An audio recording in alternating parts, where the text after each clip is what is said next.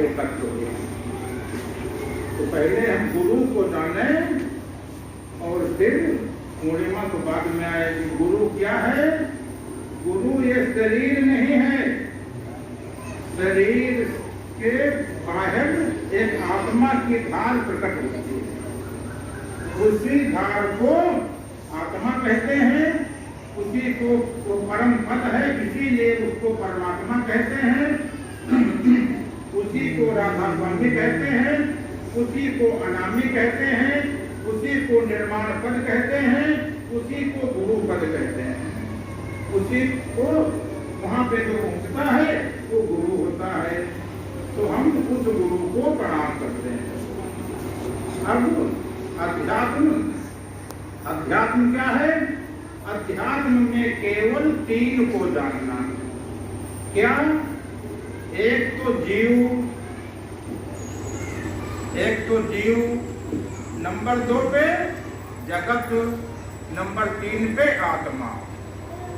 तो जीव कहाँ है, कैसा है, जगत क्या है,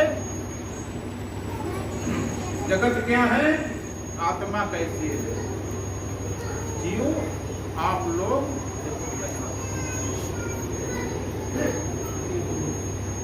जब आप लोगों को संपत सुनाया जाता है, जब संपत सुनाया जाता है तो बताया जाता है कि कलयुग में प्राण अन्न में है। तो जो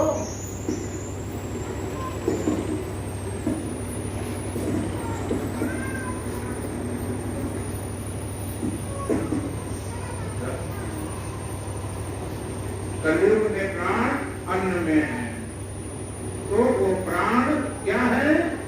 प्राण वायु हवा के रूप में प्राण कहाँ स्थित है? हमारे मूलाधार चक्र, हमारा जो मूलाधार चक्र है वहां पे प्राण स्थित है हवा के रूप में। ये प्राण हो गया। और इसी को ये जीव है। और जो जीव यात्रा करता है उसको जीवन कहते हैं। तो जीव जान गए, जीवन जान गए। और आत्मा क्या है?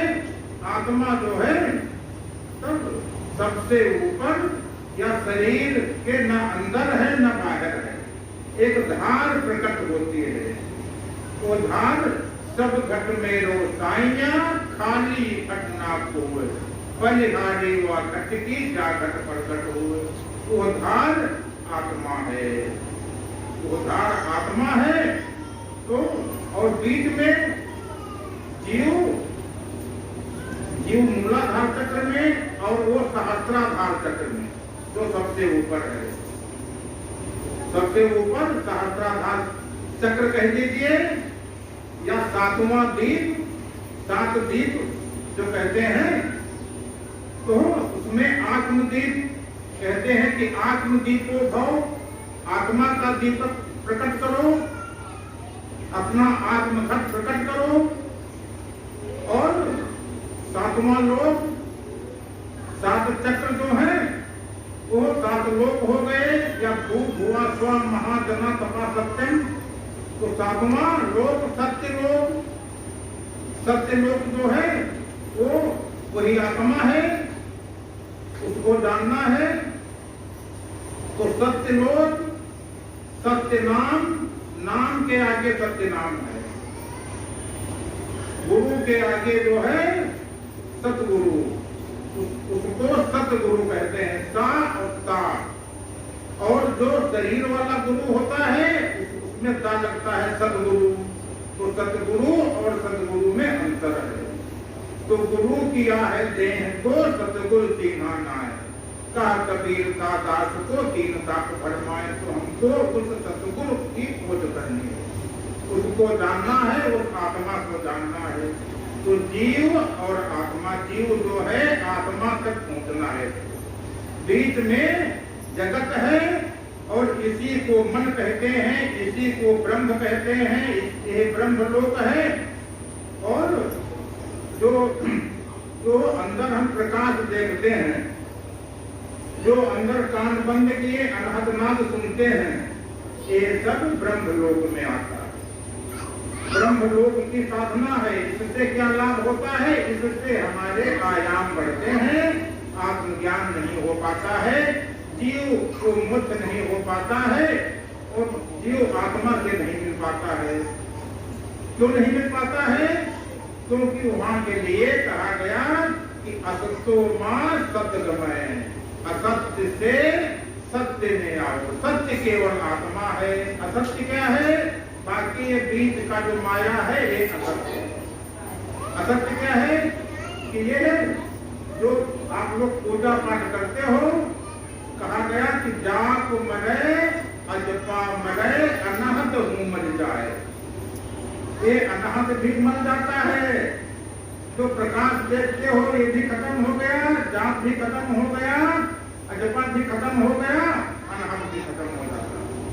तो जो खत्म हो गया वो अविनाशी शाश्वत कहाँ हुआ? जिसमें कोई परिवर्तन न हो। तो इसलिए हम अनहद नाद द्वारा वहां उस आत्मा तो नहीं पहुंच सकते हैं। चाहे जितना कानों से, चाहे जितना वेद पुराण सुन लो, कान इंद्रियां हैं, आंखें इंद्रियां हैं और वो इंद्रियातीत है। हम वहां तक इंद्रियों से नहीं पहुंच सकते हैं। इंद्रियों से वो इंद्रियातीत है, मन से नहीं पहुंच सकते हैं, वो मनोतीत है।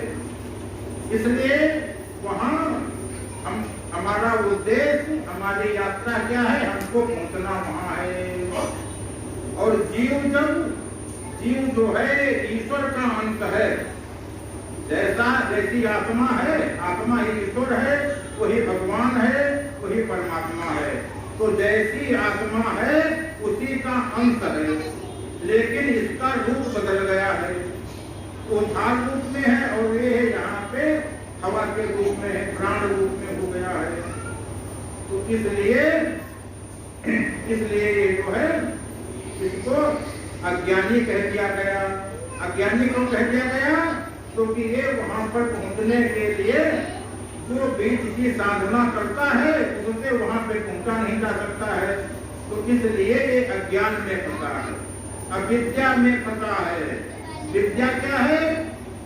सा विद्या या विमुक्त है। विद्या वही है कि जो इस जीव अवस्था से मुक्त कर दे, इस हवा रूप से, प्राण रूप से मुक्त करके आत्मा रूप में मिल जाए, उससे मिल करके एक हो जाए। तो हम अविद्या में फंसे हैं। अविद्या कहते हैं माया को, माया में फंसे हैं। और जीव माया के बस में हो गया है, इसलिए इसको आत्मज्ञान समझ में नहीं आता। ये कहता है यहाँ हमको बहुत आराम है। दो प्रकार के मार्ग हैं, एक श्रेय मार्ग और एक प्रेय मार्ग। प्रेय मार्ग क्या है और श्रेय मार्ग क्या है? श्रेय मार्ग की जो तुम्हारे लिए जरूरी हो उसको चुनो। संसार में तुमको दो प्रकार के मार्ग मिलेंगे, एक श्रेय मार्ग, एक प्रेय मार्ग। प्रेय मार्ग क्या है? कि जो तुम्हारा मन कहता है कि इसको करो। तो श्रेय मार्ग क्या है? कि जो असली आवश्यक है, कि जो तुमको उनको चुनना है। जैसे एक ही दिन तुम्हारे भाई की शादी हो और तुम्हारा एग्जाम हो, तो अब इसमें से क्या चुनोगे? शादी भी जरूरी है, एग्जाम भी जरूरी है। तो तुमको प्रेय मार्ग क्या है? शादी। श्रेय मार्ग क्या है? एग्जाम। तुमको जो है एग्जाम नहीं छोड़ना है, ये श्रेय मार्ग हुआ। तो ऐसे ही इस संसार में बहुत से ज्ञान है। उसमें श्रेय मार्ग क्या है? आत्मज्ञान। आत्मज्ञान बिना नर भटके कोई मथुरा कोई बात नहीं।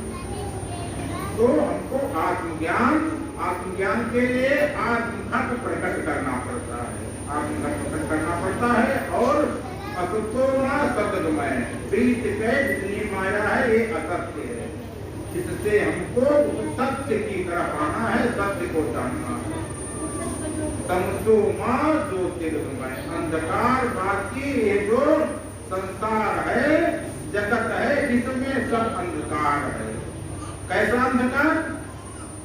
जैसे जितने तारे हैं, चंद्रमा है, ये सूर्य के प्रकाश से प्रकाशित है, इनमें कोई प्रकाश नहीं है।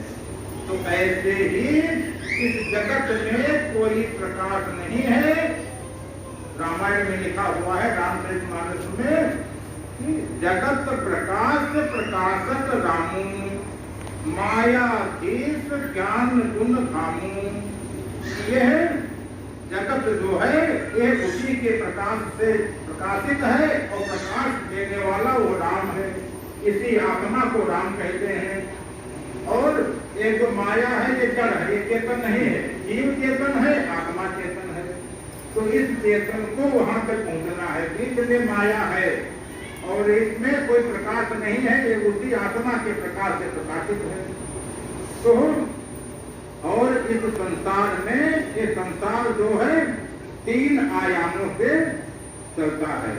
वैसे तो आयाम 64 है, 64 आयाम है, लेकिन उसमें से देखो तो कितने आयाम तक आप पहुंच पाते हो।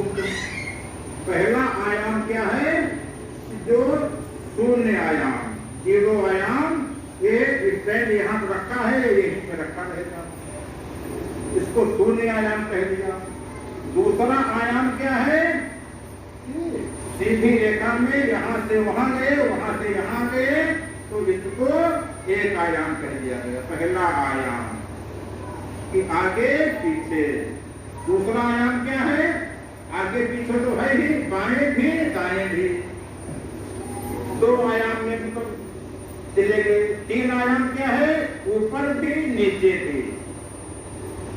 तो 3 आयाम में कैसे जाओगे, ऊपर कैसे जाओगे, नीचे कैसे जाओगे, कहोगे नीचे जमीन में कैसे पहुंच जाएंगे, जमीन में नहीं जाना। इसके लिए काम, क्रोध, लोभ, मोह, अहंकार, मद मत्सर, इनमें एक आपके अंदर में है, तो नीचे को पतन होगा, अधोमुखी नीचे को चले जाओगे।